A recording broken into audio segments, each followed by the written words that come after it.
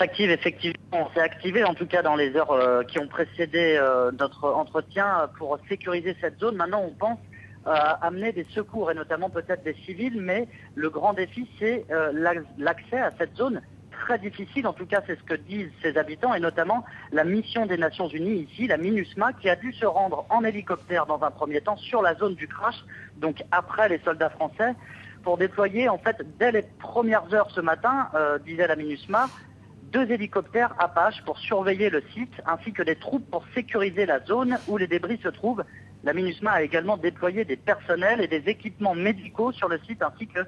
disent-ils, des experts de la police technique et scientifique. Alors c'est une zone rocheuse, surtout marécageuse en ce moment, car nous sommes en pleine saison des pluies. Cela rend les pistes de terre difficilement praticables, même pour les véhicules militaires terrain, comme ceux envoyés depuis la base française de l'opération Barkhane à Gao. Et il y a bien une unique route goudronnée que l'on emprunte pour se rendre à Gossi depuis Gao, par exemple.